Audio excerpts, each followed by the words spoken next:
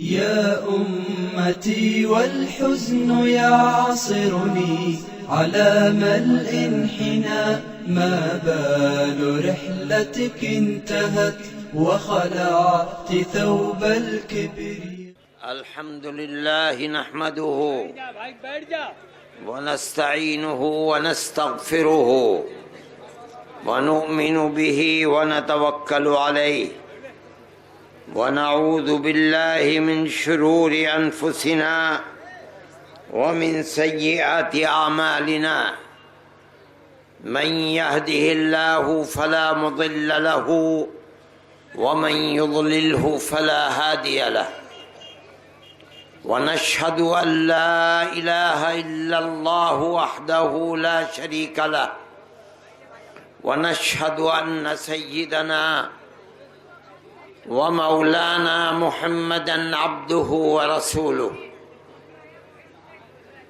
اما بعد، صدر محترم،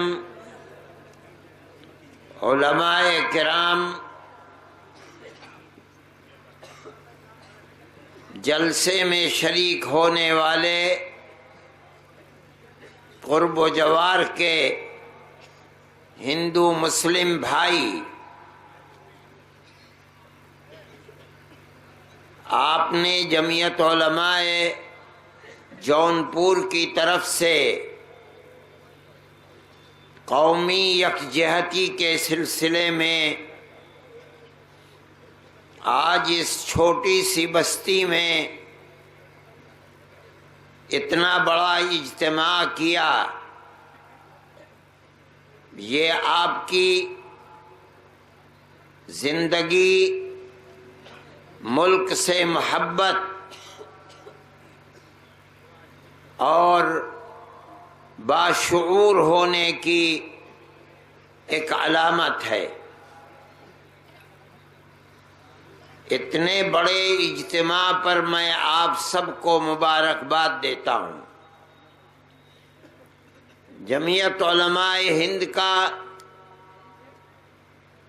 ملک کے موجودہ حالات کے تناظر میں قومی یکجہتی کا پروگرام جمعیت علماء ہند کی ایک خصوصیت ہے۔ اصل میں قومی یکجہتی یعنی ہندوستان کی تمام اقلیتیں اور اکثریتیں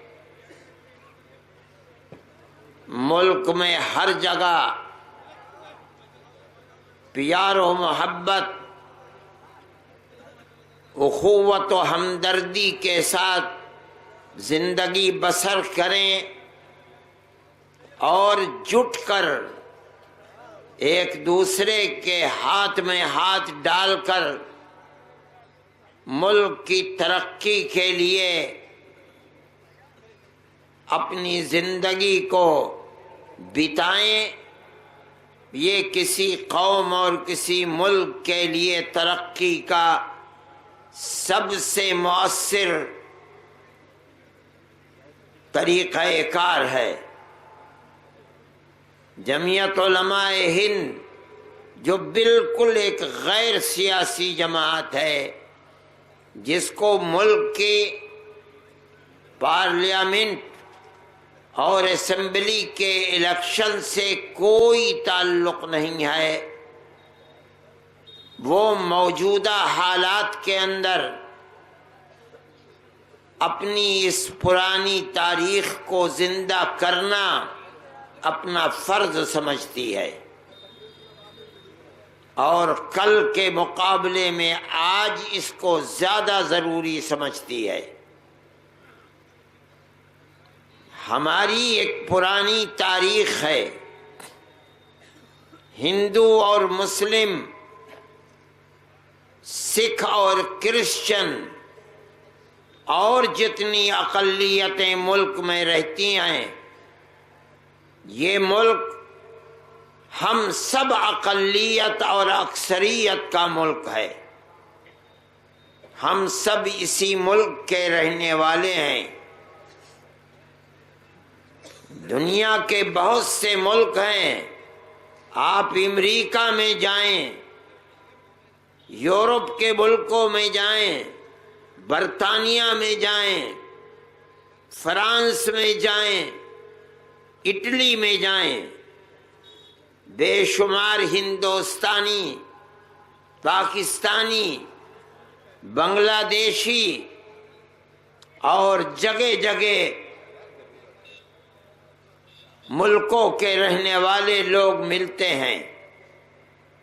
یہ لوگ روٹی روزی کمانے کے لیے اس ملک میں پہنچے، وہاں کی نیشنلٹی اور باشندگی کے حق انہوں نے لے لیے، لیکن وہاں کے رہنے والوں کا رنگ و روپ اور ہے، ان لوگوں کا رنگ و روپ اور ہے، قد و قامت اور ہے، پہناوا اور ہے، تہذیب و تمدن اور ہے، اٹھنا بیٹھنے کا طریقہ اور ہے۔ یہ پہچانے جاتے ہیں کہ یہ ہندوستانی ہے، یہ بنگالی ہے، یہ عربی ہے، لیکن اب اس ملک کا باشندہ ہے۔ لیکن ہمارے اس ملک کی یہ وشیشتا اور خصوصیت ہے کہ اس ملک کے اندر چاہے ہندو ہو، چاہے کرسچن ہو، چاہے مسلمان ہو، چاہے سکھ ہو، ہر اقلیت اسی ملک کی ہمیشہ سے رہنے والی ہے۔ ہماری زبان ایک ہے، تہذیب و تمدن ایک ہے، ہماری شکل و صورت ایک ہے، صرف اگر فرق ہے کہیں مذہب کا فرق ہے، کہیں زبان کا فرق ہے۔ اس کا مطلب ہے کہ اکثریت کے ماں باپ اور اقلیتوں کے ماں باپ ایک ہی ہیں۔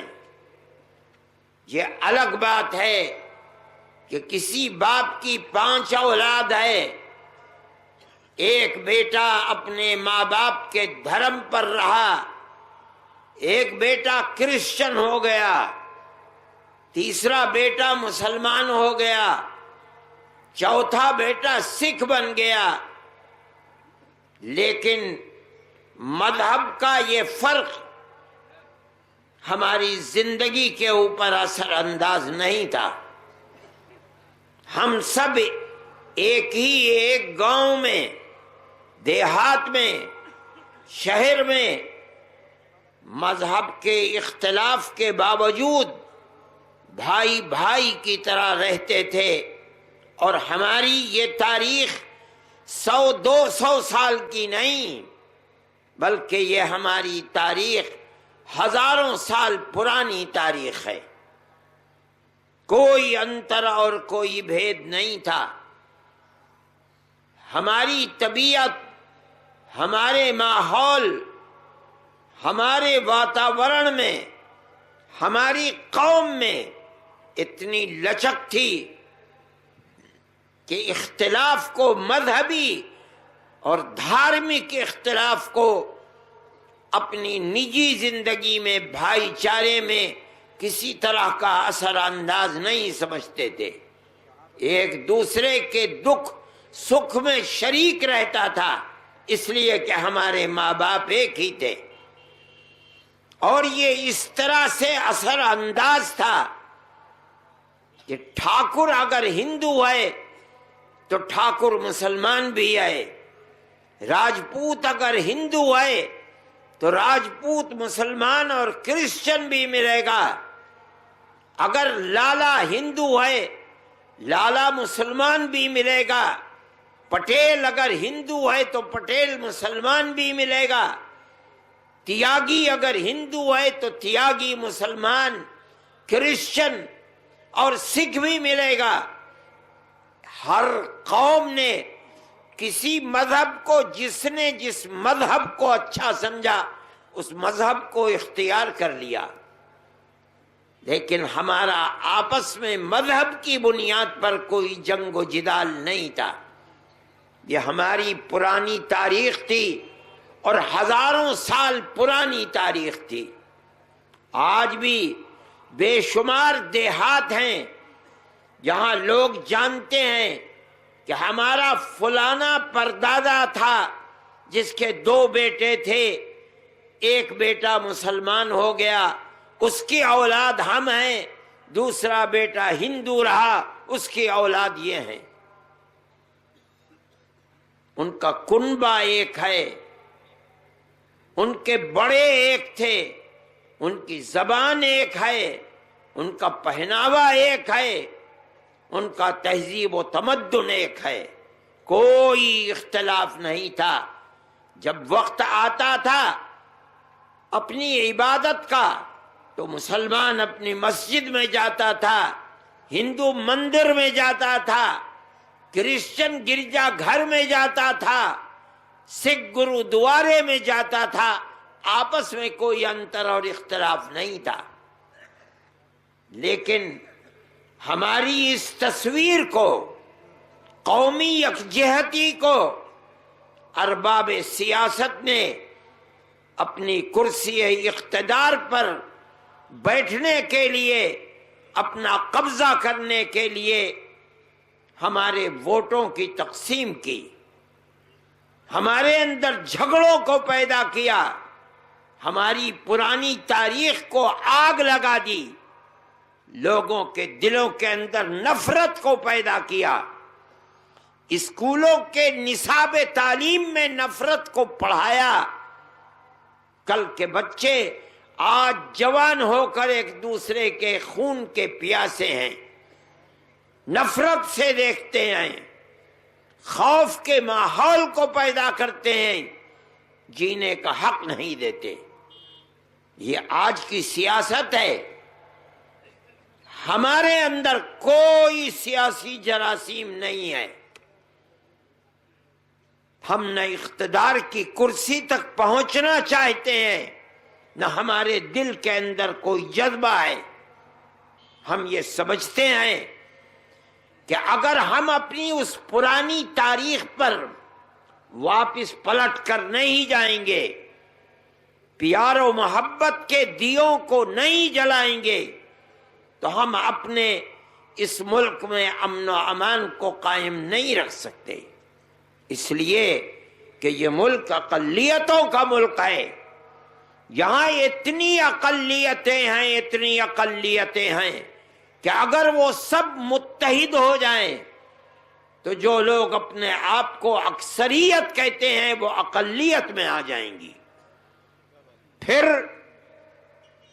اتنی تعداد کے لوگوں کو یہ سمجھنا کہ ان کے دل و دماغ کو بدل دیا جائے، ان کے جینے کے حق کو چھین لیا جائے، پیار و محبت کی تاریخ کو آگ لگا دیا جائے، اس کی جگہ نفرت کے بیج کو بو دیا جائے، ہو سکتا ہے کہ آج اقتدار کی کرسی کے لیے اس آگ کو سینے سے لگا دیا جائے، لیکن آنے والے دلوں کے اندر یہ آگ ہماری قومی خصوصیت کو آگ لگا دے گی، ملک کا امن و امان ختم ہوگا اور ملک ایک مرتبہ ٹکڑے ہو چکا ہے فرقہ پرستی کی بنیاد پر، پھر ٹکڑے ٹکڑے ہوگا۔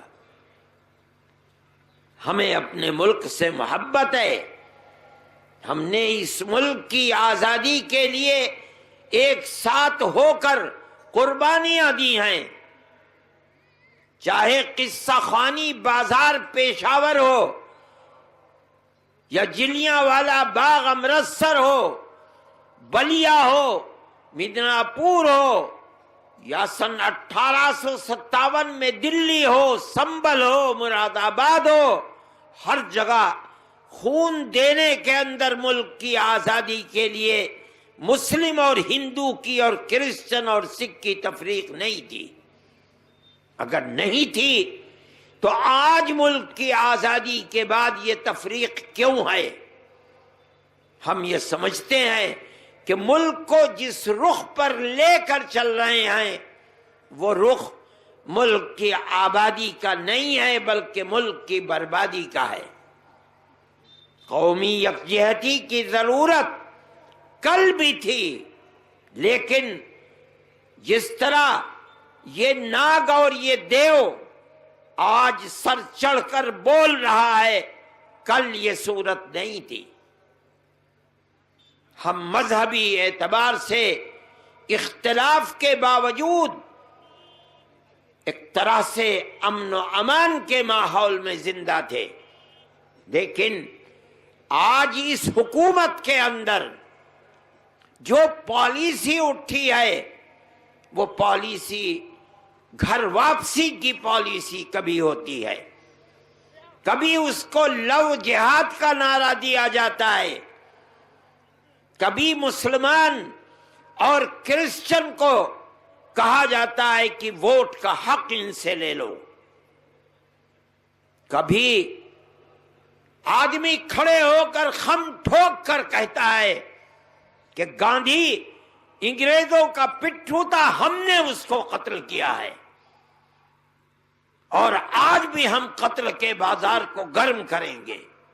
دنیا دیکھتی ہے، میں یہ سمجھتا ہوں اور میں اس پر اپنی قوم کو مبارکباد دیتا ہوں کہ ہندو اکثریت فرقہ پرست نہیں ہے، ملک میں امن و امان کو چاہتی ہے، پیار و محبت سے ملک کے اندر رہنا اور دوسروں کو رکھنا چاہتی ہے، اور یہ اس کی دلیل ہے کہ لو جہاد کا نعرہ اٹھا لیکن اخبارات نے لیا، میڈیا نے اچھالا، 10-15 دن گزرے اور آج کوئی نام بھی نہیں جانتا لو جہاد ہے کیا چیز۔ اگر ملک کی اکثریت اس نعرے کو اٹھا لیتی اور اس کو لے کر بڑھتی تو ملک میں کب کی آگ لگ چکی ہوتی، لیکن اکثریت نے یہ سمجھا کہ یہ دیوانوں کی بڑھ ہے، چھوڑ دو، آگ لگانا چاہتے ہیں خود بجھ جائے گی۔ آگ لگانے والوں کے لیے خیبت و خسران ہوا اور آگ بجھ گئی۔ ایک آواز اٹھی گھر واپسی کی، ساری دنیا نے سنی کہ گھر واپسی کس چیز کا نام ہے۔ ایسا لگتا تھا کہ جو لوگ دعویٰ کر رہے ہیں کہ 20 کروڑ مسلمان اور 5 کروڑ کرسچن، ان کو اپنے مذہب سے بیگانہ کر کے ہم ہندو بنائیں گے، انہوں نے اپنی ماں کا دودھ پیا تھا، کسی اور نے نہیں پیا تھا، ایسا لگتا تھا۔ لیکن میں اس بات پر اکثریت میں اکثریت کو مبارکباد دیتا ہوں کہ لوگوں نے یہ سمجھا کہ یہ دیوانے ہیں، پاگل ہیں، کسی نے ساتھ نہیں دیا۔ 10-15 دن گزرے اور آج کوئی نام بھی نہیں لیتا کیا تھا۔ ہر وہ تحریک جو اس دور حکومت کے اندر اٹھی، اکثریت نے اسے ریجیکٹ کر دیا، اسے قبول نہیں کیا۔ اس کا مطلب ہے کہ آپ پیار و محبت کی جس تاریخ کو زندہ کرنا چاہتے ہیں، آپ تنہا نہیں ہیں، آپ کے ساتھ اکثریت کی ایک بہت بڑی جماعت ہے۔ وہ یہ چاہتی ہے کہ ملک امن و امان کے ساتھ زندہ رہے، ملک کے اندر بھائی چارگی ہو، ملک کے اندر نفرت نہ ہو۔ یہ وہ چیز ہے جو اس اندھیرے کے اندر ہمیں روشنی نظر آتی ہے۔ اس کے لیے کام کرنا چاہیے، ہماری یہ آواز ہے اور ہم اس آواز کے اندر طاقت محسوس کرتے ہیں آپ کی وجہ سے۔ ورنہ کون تصور کرتا تھا کہ ڈھنڈوارے جیسے چھوٹے سے گاؤں میں یہ 10-20 ہزار کا مجمع کیسے جمع ہو جائے گا؟ قومی یکجہتی کے نام کے اوپر ہم یہ سمجھتے ہیں، اور ہمیں افسوس ہے اس بات کا کہ قومی حکومت جو دستور کے اعتبار سے الیکشن میں کامیاب ہو کر اقتدار کی کرسی پر بیٹھی ہے، اس نے کبھی ان چیزوں کا، ان کو دبانے کے لیے اس طرح کے نعرے جو اٹھ رہے ہیں ان کے مقابلے میں آ کر کھڑے ہونے کی کوشش نہیں کی۔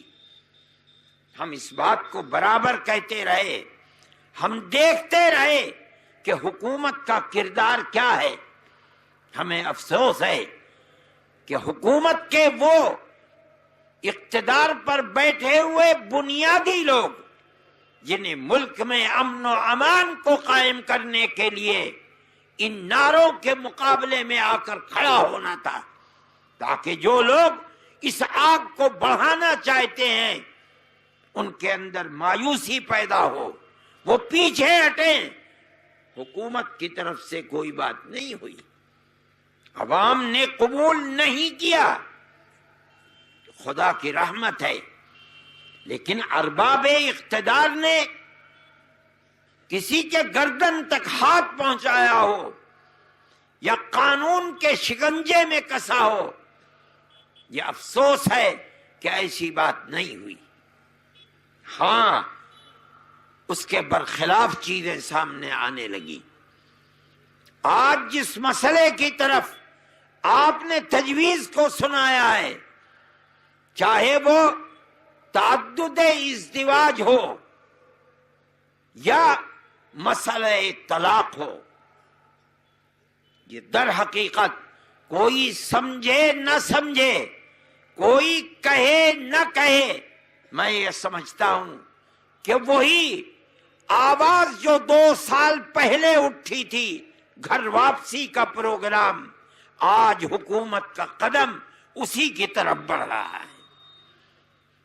اس کا مطلب ہے کہ آپ مسلمان کے پرسنل لا کے اندر، اس کی شریعت کے اندر، اس کے مذہبی قانون کے اندر گورنمنٹ، حکومت کی کرسی پر بیٹھ کر کے آپ اس میں دخل دینا چاہتے ہیں۔ یہ ہمارا مذہبی تشخص ہے، مذہبی نشانی ہے، جس نشانی کے ساتھ ہم اپنے اس ملک کے اندر 100-200 سال سے نہیں بلکہ 1300 سال سے زندگی گزار رہے ہیں۔ اسلام کی زندگی 1400 سال کی ہے۔ تاریخ یہ بتاتی ہے کہ پہلی صدی کے آخر تک خشکی کے راستے سے اسلام سندھ میں پہنچا ہے، اور پانی کے راستے سے گھوم کر لوگ کشتیوں میں اسلام کو لے کر کیرل کے اندر پہنچے ہیں۔ چند افراد تھے وہ، لیکن ان کی زندگی پاکیزہ تھی، ان کا رہن سہن بہت بہترین تھا، ان کے معاملات لین اور دین ایمان اور امانت کے ساتھ تھا۔ ہمارے باپ دادا نے انہیں دیکھا، پرکھا، اور یہ سمجھے کہ جو مذہب انہیں اس پاکیزہ زندگی گزارنے کی طرف لے کر چل رہا ہے وہ مذہب بہت بہترین مذہب ہے۔ انہوں نے اس مذہب کو اپنا لیا۔ مسلم پرسنل لا کوئی 100-200 سال کی چیز نہیں ہے۔ اس ملک کے اندر 1300 سال سے مسلمان مرد اور عورت اسی پرسنل لا کے اوپر چل رہے ہیں۔ کوئی تو جھگڑا نہیں ہے، کسی سے کوئی داد فریاد نہیں ہے، کوئی کسی سے بھیک نہیں مانگتا۔ مسلمان اپنے پرسنل لا پر چلتا ہے، ہندو اپنے پرسنل لا پر چلتا ہے، کرسچن اپنے پرسنل لا پر چلتا ہے، سکھ اپنے پرسنل لا پر چلتا ہے۔ آپ یہ کہنا چاہتے ہیں کہ ہم اقلیت کو اپنے مذہبی تشخص پر آزاد نہیں رہنے دیں گے۔ اقلیت کو اپنے مذہبی راستے پر اس طرح چلنا ہوگا جس طرح ہم اکثریت چلانا چاہیں گے. اسی کا نام تو ہے کہ آپ پرسنل لا کے اندر دخل دیتے ہیں. ملک کا دستور سیکولر دستور ہے. اس سیکولر دستور کو ہم نے بنوایا ہے، لوگ نہیں جانتے. جیسے جیسے آزادی قریب آتی جاتی تھی، جمعیت علماء ہند، اس کے صدر مفتی کفایت اللہ صاحب، مولانا مدنی، مولانا ابوالکلام آزاد، مولانا حفظ الرحمان سوہاروی، برابر کانگریس، موتی لال نہرو، گاندھی جی، ان سے عہد و پیمان لیتے چلتے تھے. ہمیں بتاؤ ملک آزاد ہوگا تو دستور سیکولر دستور ہوگا یا ہندوستان ہندو اسٹیٹ بنے گا؟ اگر سیکولر دستور بنتا ہے ہم تمہارے ساتھ ہیں، ورنہ ہم تمہارے ساتھ نہیں رہیں گے. سن 46 کی قراردادوں کو دیکھیے، سن 30 کی، سن 37 کی. جمعیت علماء ہند برابر ان سے آزادی کی جنگ میں 10 قدم آگے ہے، اور ان سے پوچھتی ہے بتاؤ ملک کی آزادی کے بعد دستور کیا رہے گا. اور وہ اپنی ورکنگ کمیٹیوں کے اندر منتظمہ کے اجلاس، سالانہ جلسوں کے اندر ہری پور، لاہور اور مختلف جگہوں کے اوپر جمعیت علماء ہند کو تجاویز بھیج کر مطمئن کرتے ہیں کہ ملک آزاد ہوگا تو ملک کا دستور سیکولر دستور ہوگا. اقلیتوں کی زبان، ان کی مسجدیں، ان کے امام باڑے، ان کے قبرستان، ان کا مذہب، ان کا کلچر، ہر چیز محفوظ ہوگی نام بنام. مجھ سے انٹرویو ابھی لیا تھا، میں نے اس کا انٹرویو اور وہ پڑھ کر سنایا تھا جو ان کی تجاویز ہیں جمعیت علماء کے سوال پر. آپ لوگوں نے سنی ہوں گی. برابر جمعیت علماء ان سے عہد و پیمان لیتی چل رہی ہے، اور وہ عہد و پیمان کر رہے ہیں ملک کا دستور سیکولر دستور ہوگا، ہندو اسٹیٹ نہیں بنے گا. اب آپ دیکھیے کہ ملک آزاد ہوا. بدقسمتی ہے کہ ملک آزاد بھی ہوا، ملک تقسیم بھی ہو گیا. تقسیم ہوا تو اب ملک کے اندر ایک طاقت اٹھی، اور اس نے یہ کہا کہ مسلمان نے ملک مذہب کے نام پر تقسیم کرا لیا، اب ہندوستان کا دستور سیکولر دستور نہیں، ہندوستان اب ہندو اسٹیٹ ہوگا.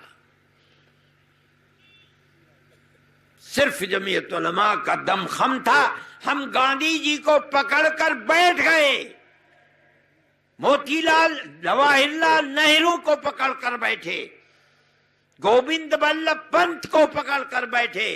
ہم نے کہا ہم سے جو وعدہ کیا تھا اس وعدے کو پورا کرو.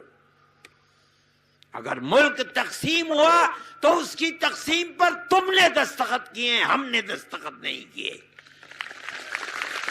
اگر جرم کیا ہے تم نے جرم کیا ہے، ہم نے جرم نہیں کیا. ہم نے تو ملک کی تقسیم کو کبھی گوارا نہیں کیا. مسلمانوں نے ہماری ٹوپی اچھالی، ہماری پگڑیاں اپنے پیروں کے اندر روندی، لیکن ہم اپنے موقف اور اسٹینڈ سے 1 انچ پیچھے نہیں ہٹے. تم کیوں ہٹے؟ جرم تم نے کیا ہے، ہمارا جرم نہیں ہے. ہم سے جو وعدے کیے تھے ان وعدوں کو پورا کرو. مسلمان کے اندر طاقت تھی، اس لیے کہ ملک کی آزادی کے لیے ہماری قربانی 145 سال کی قربانی تھی. کانگریس کی قربانی تو صرف 70-80 سال کی تھی. 1803 میں جب انگریز نے دلی میں یہ کہا تھا کہ آج خلق خدا کی ہے، حکومت بادشاہ سلامت کی ہے، ملک بادشاہ سلامت کا ہے، لیکن آج سے حکم ایسٹ انڈیا کمپنی کا چلے گا، 1803 میں، تب اس وقت کے سب سے بڑے عالم دین شاہ عبدالعزیز صاحب محدث دہلوی رحمت اللہ علیہ نے اعلان کیا تھا کہ آج ہمارا ملک غلام ہو گیا، اس ملک کو آزاد کرانے کے لیے ہر مسلمان پر جہاد فرض ہے۔ آج تک تو کانگریس کا کہیں وجود بھی نہیں تھا، کانگریس 1803 کا یہ اعلان ہے، کانگریس کا وجود سن 83 میں پڑا اور 85 میں بمبئی میں اس کا سب سے پہلا جلسہ ہوا ہے، 80 سال کے بعد کانگریس کا وجود ہوا۔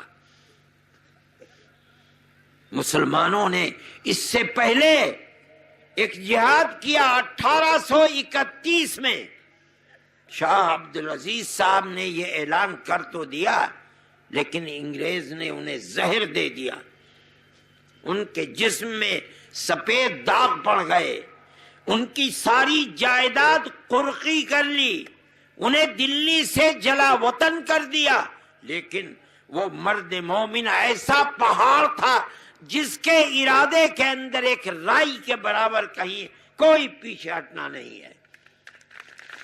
اس نے اپنی زندگی کے اندر، وہ بڑھاپا تھا ان کا، 2 جوانوں کو اپنے خاندان اور اپنے شاگردوں کے اندر تیار کیا، یہ دونوں امام بنائے، سید احمد شہید رائے بریلوی اور شاہ اسماعیل شہید دہلوی، ان دونوں نے پورے ملک کا دورہ کیا۔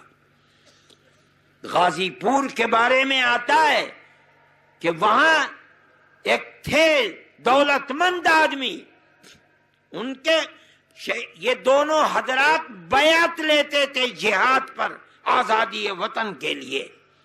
وہاں ایک صاحب تھے جنہوں نے چندہ دیا، اس زمانے میں چاندی کا 1 لاکھ روپیہ آزادی وطن کے لیے، آج کے کروڑوں روپیے کے برابر ہے، اور انہوں نے اپنے ایک بیٹے کو دیا اور یہ کہا کہ مولانا میں یہ لڑکا جہاد کے لیے دے رہا ہوں آزادی وطن کے، اور میری یہ تمنا ہے کہ جس طرح حضرت ابراہیم نے اپنے بیٹے اسماعیل کی گردن پر چھری چلائی تھی، میرے اس جوان بیٹے کی گردن پر بھی چھری چلے اور یہ اپنے ملک کی آزادی کے لیے قربان ہو جائے۔ جن لوگوں کے نام تاریخ میں آتے ہیں، سید احمد شہید کی جو بالا کوٹ کے میدان میں شہید ہوئے، ان میں ان کا یہ بیٹا بھی شہید ہونے والوں میں ہے۔ یہ مسلمان کی تاریخ تھی، ہمارا یہ مطالبہ تھا کہ ہم نے قربانی ملک کے لیے دی ہے، اس لیے نہیں کہ ملک ہندو اسٹیٹ بنے گا، ملک کا دستور سیکولر دستور بناؤ۔ ہم پکڑ کر بیٹھ گئی جمعیت، تو کہاں تھی کوئی جماعت؟ کوئی تو جماعت تھی نہیں۔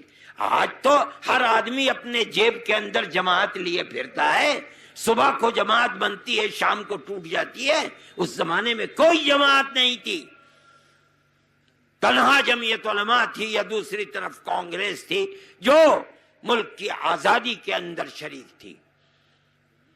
ہم پکڑ کر کے بیٹھے اور ملک کا دستور سیکولر دستور بنا، اقلیتوں کو حقوق دیے گئے، مذہبی حقوق دیے گئے، تعلیمی حقوق دیے گئے، تمدنی حقوق دیے گئے، اور اقلیت اور اکثریت کو ایک سطح کے اوپر رکھا گیا۔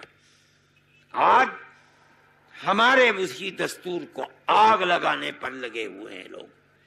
یہ آگ ہی ہے کہ اقلیت کو اپنے مذہبی تشخص کے ساتھ جینے کا حق نہیں ہے۔ کیا کریں گے؟ ہم ایک شادی کے جگہ پر 4 شادیاں نہیں کرنے دیں۔ ایک عجیب چیز ہے، ایسا لگتا ہے جیسے ہر مسلمان کے گھر میں 4 بیویاں ہیں۔ ارے بابا ایک ہی سے پیچھا چھڑانا مشکل ہو جاتا ہے، 4 بیویاں، وہ پہلوان ہے کون جو 4 بیویاں رکھے گا؟ اتنے آدمی بیٹھے ہو بھائی، اگر کسی کی 4 بیویاں ہو ہاتھ اٹھا دے، میں دیکھوں وہ پہلوان ایسا ہوا ہے، لگتا ہے جیسے ہر مسلمان 4 بیویاں رکھتا ہے اور 40 بچے پیدا کرتا ہے۔ میں یہ سمجھتا ہوں ایسے بھائی میری ایک بیوی سے 10 بچے ہیں، میں سمجھتا ہوں اگر 4 بیویاں ہوں گی تو 40 تو ہوں گے کم سے کم۔ وہ ہے کون مائی کا لال اتنے بڑے مجمع میں ہاتھ اٹھا دے کہ اس کی 4 بیویاں ہیں؟ پروپگنڈا ہے، پروپگنڈا ہے، پروپگنڈا ہے۔ کہاں ہے بیوی؟ میں کہتا ہوں اسلام کے اندر بیوی کو، عورت کو جو حق دیا گیا ہے، میں کہتا ہوں کسی مذہب کے اندر مذہب نے وہ حق نہیں دیا ہوگا۔ میں آپ کو کچھ سناتا ہوں، آپ دیکھیے، کوئی نکاح ایک عورت سے کسی کا ہو نہیں سکتا جب تک عورت خود اجازت نہ دے دے کہ ہاں میں اس مرد سے نکاح کرنے کے لیے تیار ہوں۔ نہیں ہو سکتا نکاح بغیر عورت کی اجازت کے۔ اسلام میں نکاح نہیں ہوگا، وہ اجازت دے گی تو نکاح ہوگا، اور مرد اگر نکاح کرے گا تو اس کو کھانا پینا، اوڑھنا پہننا، رکھنے کے لیے مکان دینا، رہنا، یہ مرد پر واجب ہے، لازم ہے۔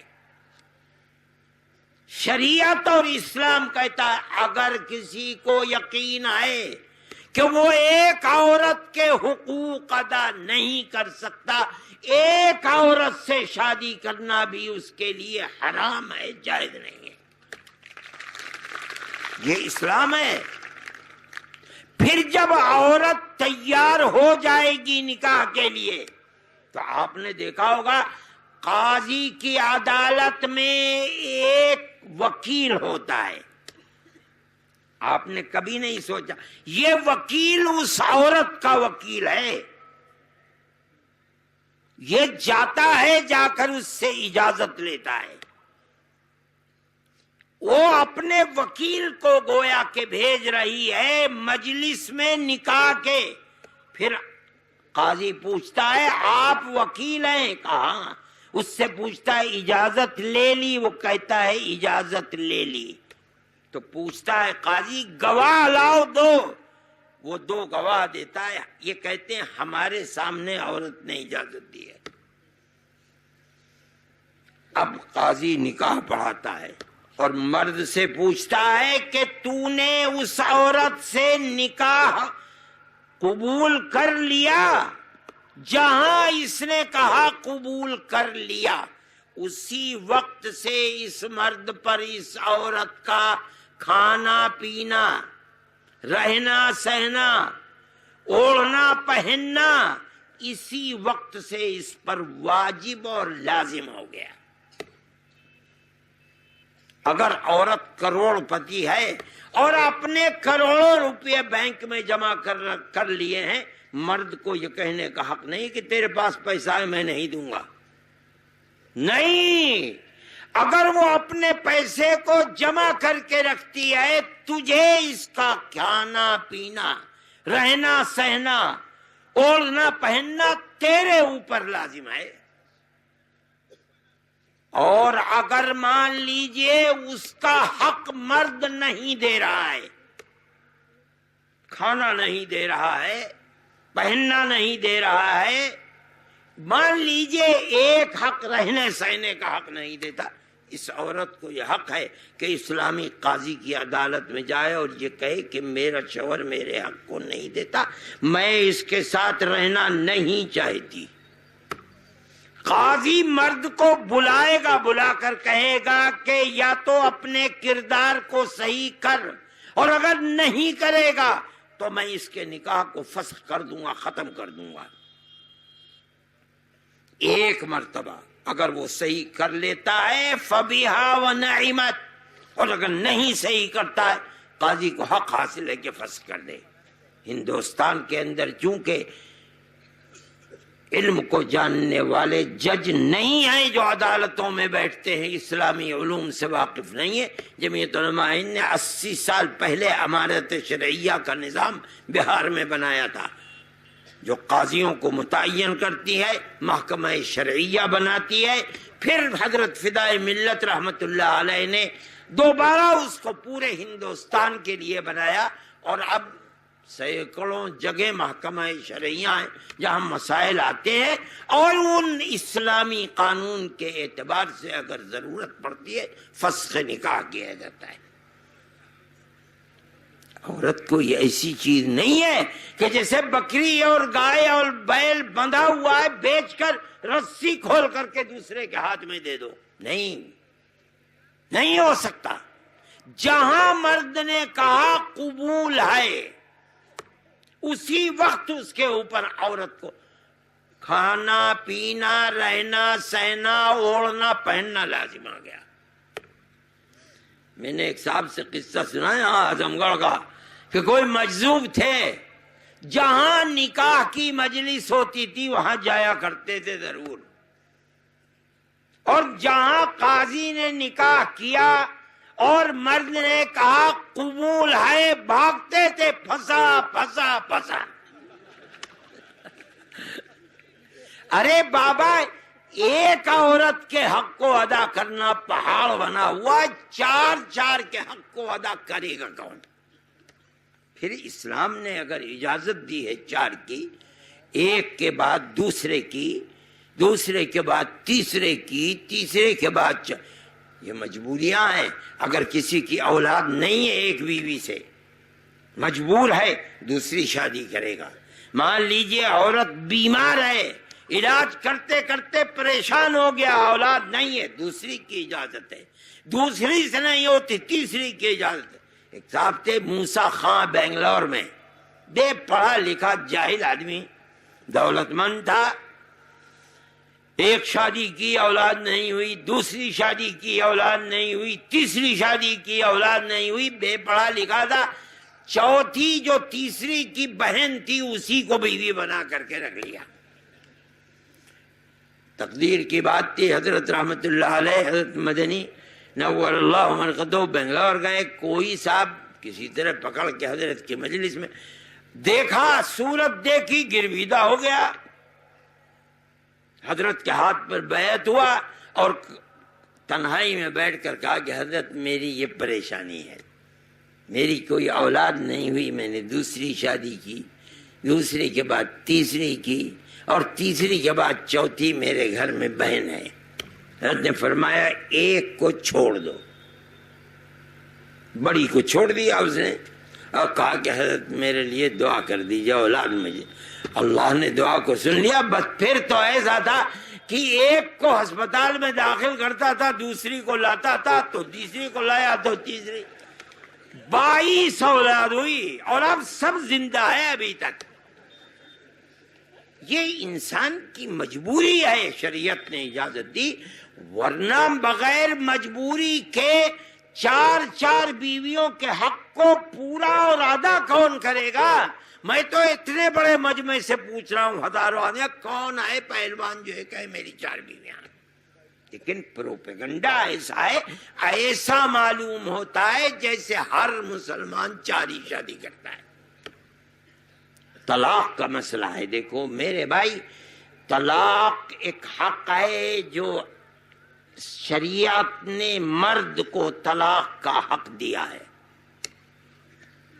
لیکن اس کا ایک قانون ہے جس کو بیوی سے اختلاف ہے۔ اور میں بتاؤں آپ کو کہ میں نے تو آپ کو ایک چیز بتائی، مرد کا کے اوپر عورت کا حق ہے، کیا؟ رہنا سہنا، کھانا پینا، اوڑھنا پہننا، مگر فقہا نے فسق و تفریق کے لیے 14 اسباب لکھے ہیں۔ کتنے؟ 14۔ یہ 14 میں سے اگر ایک سبب بھی پایا جاتا ہے، عورت کو حق حاصل ہے کہ قاضی کے پاس جا کر کے اپنے نکاح کو ختم کرا لے، 14 میں سے ایک بھی۔ اور وہ کتابیں موجود ہیں اردو میں بھی، فسخ و تفریق کی جو کتابیں ہیں ان کو دیکھیے اٹھا کر کے۔ پھر رہ گیا طلاق کا مسئلہ، تو دیکھو طلاق کی 3 قسمیں ہیں۔ ایک قسم ہے طلاق رجعی، رجع کے معنی لوٹنے کے ہیں۔ اگر مرد نے طلاق دے دی اس کے بعد اسے یہ حق ہے، اگر عورت ابھی عدت میں ہے تو وہ اس سے اپنے نکاح کو پھر قائم کر لے۔ طلاق دی، طلاق رجعی، 3 طلاقیں نہیں دیں، اسے حق حاصل ہے کہ وہ پھر واپس کر لے، 2 گواہ بنا لے، یہ کہہ دے کہ بھئی مجھے غصہ آ گیا تھا، میں نے اپنی طلاق کو، اپنے نکاح کو پھر قائم کر لیا عدت کے اندر۔ مان لیجئے عدت گزر گئی، مان لیجئے عدت 3 مہینے کی تھی، 3 مہینے گزر گئے، مرد کو اب دوبارہ نکاح میں لینے کا حق نہیں جب تک وہ عورت خود راضی نہ ہو۔ اگر وہ راضی ہے پھر دوبارہ نکاح کر کے اس کے نکاح میں آ جائے گی۔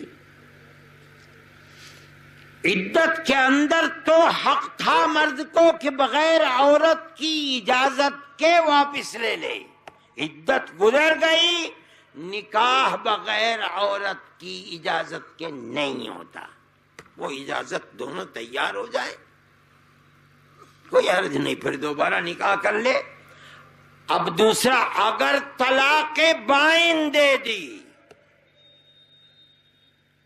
تو مرد کا حق عدت کے اندر بھی نہیں رہتا۔ ہاں اگر عورت خود تیار ہے کہ میں اس مرد کے ساتھ رہنے کے لیے تیار ہوں، پھر دوبارہ نکاح کر لے اپنی مرضی سے، پھر دوبارہ مرد کے ساتھ آ سکتی ہے۔ لیکن اگر اس جاہل اور بے غیرت مرد نے طلاق کو کھلواڑ بنا لیا اور تیسری طلاق بھی دے دی، اب اسلام کہتا ہے کوئی باغیرت عورت اس بے غیرت مرد کے ساتھ نہیں رہے گی۔ یہ تیسری طلاق ہے۔ رہ گیا یہ کہ اس عورت کو حق ہے جس مرد سے چاہے نکاح کرے، یہ مرد آزاد ہے، جس عورت سے چاہے نکاح کرے اگر عورت راضی ہے، مگر یہ عورت جس کو وہ بار بار 3 طلاقیں دے چکا ہے، یہ اس کی بے غیرتی ہے کہ اسلام نے جو سہولت دی تھی اس کو، اس نے اس سہولت کو پامال کر دیا۔ یہ مسئلہ طلاق، یہ بتائیے کہ وہ کون سی جگہ ہے جہاں عورت کے اختیار کو اسلام نے چھین لیا؟ ہر جگہ تو اختیار ہے عورت کو۔ میرے بھائی اس صورتحال میں پرائم منسٹر مودی، دیکھیے ہمارے ملک کا اتنا بڑا پرائم، وہ کہتا ہے کہ میں عورتوں کو برابری دوں گا 3 طلاق کا میں نے۔ ارے بھائی ساری دنیا بھوکی مر رہی ہے، کاروبار والے ہاتھ پر ہاتھ رکھ کے بیٹھے ہیں، اور آج تو جو کروڑ پتی ہیں وہ اپنی جان دے رہے ہیں، خودکشی کر رہے ہیں، مر رہے ہیں، 1000 کے نوٹوں کی بوریاں لیے پھر رہے ہیں۔ وہ کیا ان کی طرف تمہاری توجہ نہیں ہے؟ بس مسئلہ ساری دنیا، امریکہ سے لے کر آسٹریلیا تک ایک ہی مسئلہ ہے، اوہو مار دیا، عورت کے حق لے لیے، 3 طلاق ہو گئے۔ ارے بابا 3 طلاق کو سمجھو تو ہے کیا 3 طلاق؟ یہ چاہتے ہو کہ جس طرح ہندو اور کرسچن مرد کو طلاق دینے کا حق نہیں ہے، کورٹ طلاق دے گا، یہ چاہتے ہیں برابری کا مطلب یہ ہے مسلمان عورت کو بھی مرد سے طلاق نہ ملے کورٹ میں جائے۔ اور ہندوستان کے کورٹ کا حال یہ ہے، لوور کورٹ میں 4-5 سال مقدمہ چلا، مان لیجیے عورت جیت گئی، مرد ہار گیا، مرد اگلے ہی دن ہائی کورٹ جائے گا۔ ہائی کورٹ میں 5 سال لگ جائیں، 8 سال لگ جائیں، 10 سال لگ جائیں، مان لیجئے وہاں مرد ہار گیا، اگلے ہی دن عورت سپریم کورٹ چلی جائے گی، زندگی برباد، جوان عورت بوڑھی ہو جائے گی، فیصلہ نہیں ملے گا۔ یہ چاہتے ہو اسی جگہ لا کر کے مسلمان عورت کو کھڑا کرنا چاہتے ہو؟ اسلام کا تو نظام اتنا آسان نظام ہے کہ اس کے اندر مرد کو حق ہے، عورت کو حق دیا نہیں، اس لیے کہ عورت کے اندر انفعالیت ہے، جذباتیت ہے، قوت برداشت نہیں، ذرا لڑائی ہوئی ایک دم چھوڑ کر کے گھر سے باہر نکل جائے گی۔ بچوں کا کیا ہوگا؟ گھر کا کیا ہوگا؟ خود اس عورت کا کیا ہوگا؟ تحمل، برداشت، یہ مرد کے اندر ہے۔ اسلام نے مرد کو حق دیا ہے، لیکن عورت کو بالکل بے حق نہیں بنایا۔ ہاں اگر ایسی چیز ہے، دروازہ کھلا ہوا، جا کر کے شکایت کر، اگر حق تیرے ساتھ ہے تجھے حق پورا ملے گا۔ یہ مسئلہ نکاح ہے اور یہ مسئلہ طلاق ہے، ایک ہوا بنا کر کے ساری دنیا کے اندر کھڑا کیا ہے۔ مسئلہ کچھ نہیں ہے، صرف ایک ہی مسئلہ ہے، مسئلہ ہے کہ مسلم پرسنل لا کو ختم کر کے اکثریت اور اقلیت کی زندگی گزارنے کے لیے ایک ڈگر بنا دی جائے۔ یہ وہی چیز ہے، ہندوستان میں رہنا ہے تو ہندو تو بندے بندے ماترم کہنا ہے، بالکل ہندوستان کے دستور کو، سیکولر دستور کو آگ لگا کر اس کو ہندو اسٹیٹ بنانا، ملک نہیں زندہ رہ سکتا۔ اتنی اقلیتوں کو آپ اگر جمع کر سکتے ہیں، امن و امان کے ساتھ جمع کر سکتے ہیں، اس کی ایک ہی چیز ہے، اور وہ ہے کہ گورنمنٹ کا کوئی مذہب نہ ہو، جنتا ہر مذہب کی ماننے والی اپنے مذہب میں آزاد ہو، اور سب مل کر یکجٹ ہو کر کے ملک کو آگے بڑھانے کے لیے کوشش کریں۔ اسی کا نام سیکولرزم ہے، اسی کا نام جمہوریت ہے۔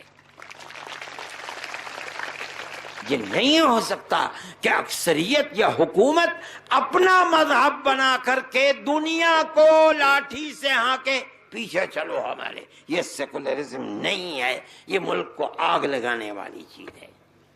لیکن میرے بھائی، میں ایک بات کہتا ہوں آپ سے، آپ نے قومی یکجہتی کے نام پر بنایا تھا، میں تو نہ بولتا بالکل، چونکہ تجویز جو آئی وہ قومی یکجہتی کی تجویز نہیں تھی، زیادہ تر وہ تجویز مسلم پرسنل لا پر تھی، میں نے اس لیے یہ بات کہی۔ لیکن آپ اس بات کو سمجھیں، مودی گورنمنٹ کو 2.5-3 سال ہو گئے ہیں تقریباً، اور 2 سال باقی ہیں، آج تک یکساں سول کوڈ کے مسئلے کو نہیں اٹھایا تھا، مسلم پرسنل لا بورڈ کے مسئلے کو، مسلم پرسنل لا کے مسئلے کو نہیں اٹھایا۔ آپ سمجھتے ہیں آج جب یو پی کا الیکشن سر کے اوپر ہے تو ایک پھلجھڑی چھوڑی گئی مسلم پرسنل لا کی۔ میں کہتا ہوں اس کا مقصد اس کے سوا کچھ نہیں ہے کہ ہندو ووٹ کو ایک طرف کر دیا جائے، مسلم ووٹ کو ایک طرف کر، اور ظاہر ہے کہ اس صورت میں اکثریت، بہرحال اکثریت ہے، اس سے ان کی کشتی پار لگتی ہے، اور اس کے سوا کچھ نہیں ہے۔ مسلمان جتنا اچھلے گا، جتنا کودے گا، جتنا شور مچائے گا، بی جے پی اپنے پروگرام میں کامیاب ہوگی، آپ ناکام ہوں گے۔ مسلم پرسنل لا بورڈ کا پروگرام تھا کہ ہم اس کے اوپر پوری ہندوستان میں بڑے بڑے جلسے کریں گے احتجاج میں۔ میں نے ہی بورڈ میں یہ ان کو رائے دی تھی کہ آپ مت کیجئے، یہ اس کو سمجھیے، یہ موقع کیا تھا آخر پرسنل لا کے مسئلے کو اٹھانے کا، یو پی کے الیکشن کے سوا کچھ نہیں ہے، اور یو پی ہندوستان کا جگر اور دل ہے۔ اتنا بڑا صوبہ ہے، اتنی بڑی اکثریت ہے، یہاں اس کی اہمیت دلی سے زیادہ ہے، اس لیے وہ اس کے اوپر قبضہ کرنے کے لیے بہت سوچ سمجھ کر کبھی بابری مسجد کے مسئلے کو اٹھا دیتے ہیں۔ اب انہوں نے دیکھا کہ اس میں کوئی جان زیادہ نہیں آ رہی، انہوں نے مسلم پرسنل لا کے مسئلے کو اٹھا دیا۔ پرسنل لا کے مسئلے کی کوئی بات، گورنمنٹ اگر چاہتی ہے کہ پرسنل لا کے سلسلے میں واقعی اسے تشویش ہے اور وہ ایک کرنا چاہتی ہے تو دیکھو، لا کمیشن کو، پرسنل لا تو ہمارا ہے، مسلمانوں کا ہے، انہیں مسلمانوں سے رائے لینی چاہیے تھی کہ مسلمان یہ بتائیں کہ وہ اپنے پرانے پرسنل لا پر رہنا چاہتے ہیں یا پرسنل لا میں ترمیم چاہ کر یکساں سول کوڈ کی طرف چل رہے ہیں۔ مسلمان آپ کو رائے دے گا، لیکن آپ کی نیت خراب تھی، آپ نے ایسا نہیں کیا۔ آپ نے، مسئلہ تو ہے مسلم لا کا، آپ نے رائے مانگی ہے سارے ہندوستان سے، بھائی بتاؤ، تم بتاؤ کہ نکاح 4 کیے جائیں نہ کی جائے اور طلاق کے مسئلے میں کیا رائے ہے۔ آپ سارے ہندوستان سے پوچھیں، سارا ہندوستان کیا جانے مسئلے کو۔ بھائی فیصلہ عدالت کے اندر ہوتا ہے تو جو اس مسئلے سے ٹچ ہوتے ہیں ان کو بلایا جاتا ہے، ان کی رائے لی جاتی ہے، ان سے گواہی لی جاتی ہے، ان کے خلاف فیصلہ ہوتا ہے یا ان کے موافق فیصلہ ہوتا ہے۔ جن کو ٹچ نہیں ہے مسئلے سے، آپ ان سے رائے کیوں لے رہے ہیں؟ آپ سمجھتے اس کا مطلب یہ ہے، اگر مان لیجئے 18 کروڑ مسلمان ہیں، آپ نے آج پیدا ہونے والے بچے سے بھی مان لیجئے دستخط کرا دیے، انگوٹھا لگوا دیا، 18 ہی کروڑ تو دستخط ہوں گے۔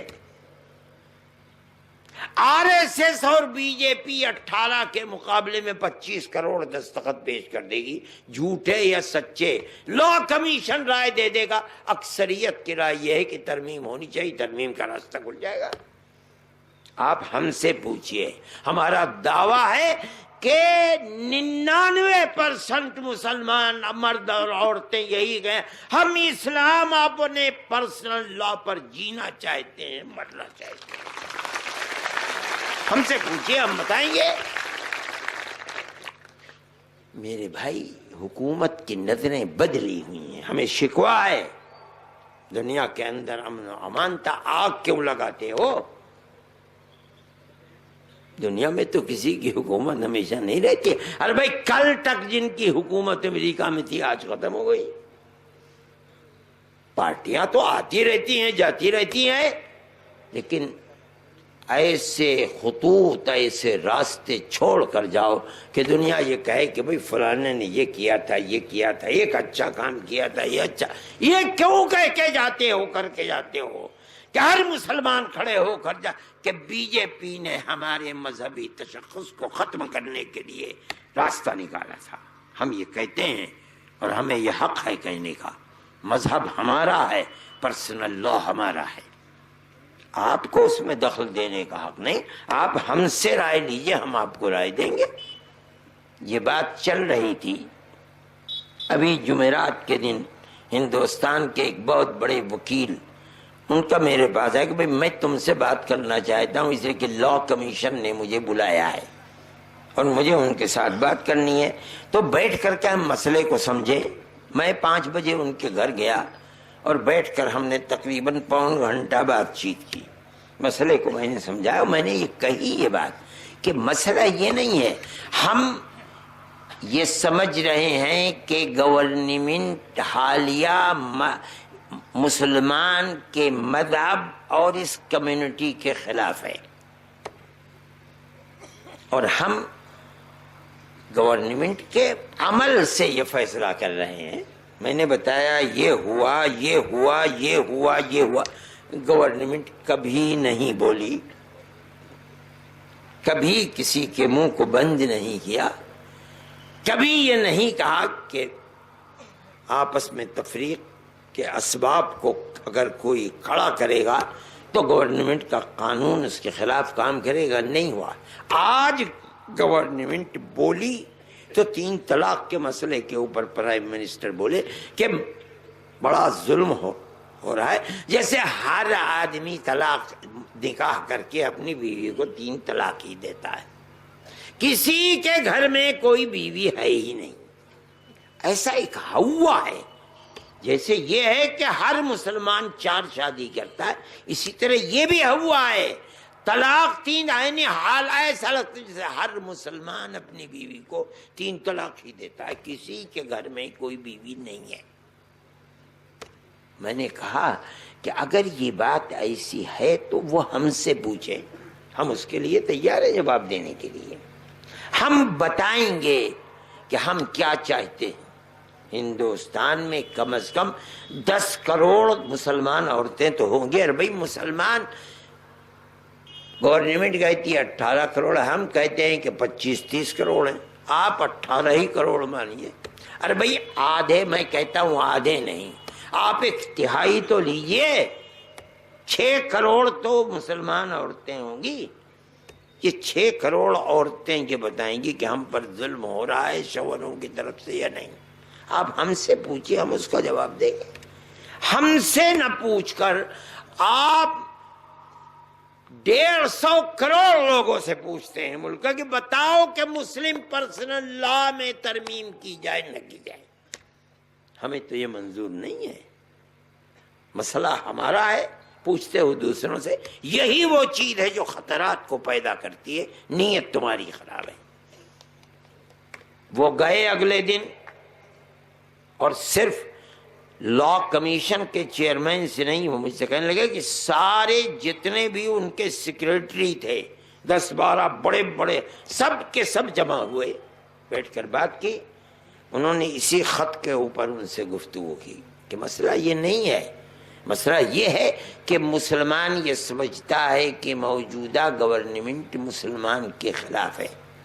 گورنمنٹ نے جو حلف نامہ پیش کیا اس سے مہر لگا دی گورنمنٹ نے۔ آپ کو کوئی قدم ایسا نہ اٹھانا چاہیے کہ جس سے مسلمان کا یہ خیال اور مضبوط ہو، اور وہ مضبوط ہو رہا ہے۔ لیکن آپ 6 کروڑ عورتوں کا اور 12 کروڑ مردوں کا مسئلہ ہے، آپ اسے چھوڑ کر کے 150 کروڑ آدمیوں سے کیوں سوال کر رہے ہیں؟ آپ مسلمانوں سے پوچھئے۔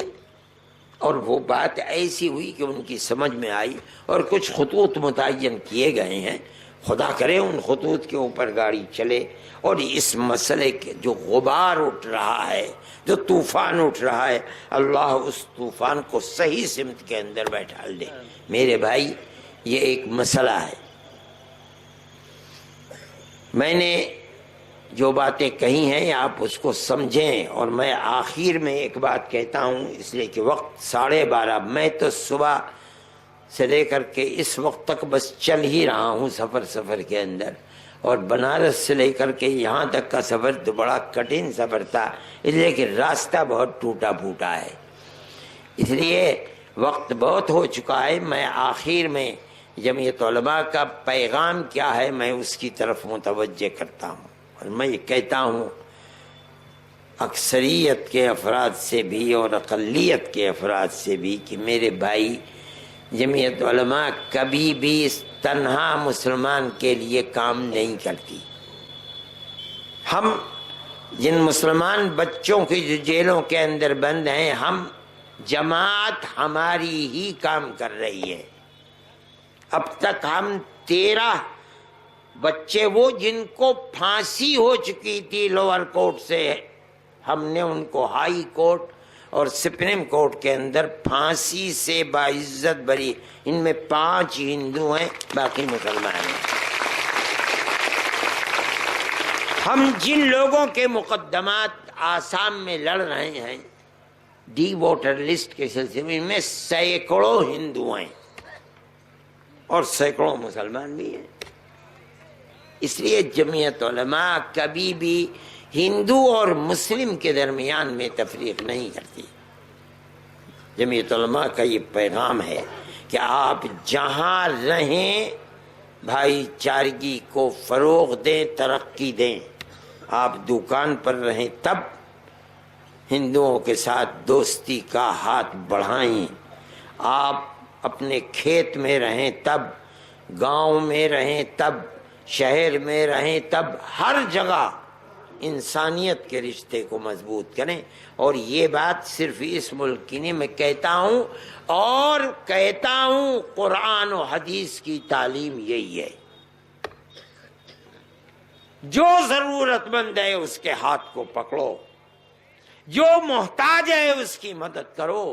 اگر تم مرتے ہوئے سسکتے ہوئے کتے کے منہ میں پانی ڈالو گے تو اللہ تمہیں ثواب دے گا. کسی بھوکے انسان کے پیٹ کو بھرو گے تو ثواب کیسے نہیں ملے گا؟ دھرم اس کا کچھ بھی ہو، اس سے کوئی سروکار نہیں.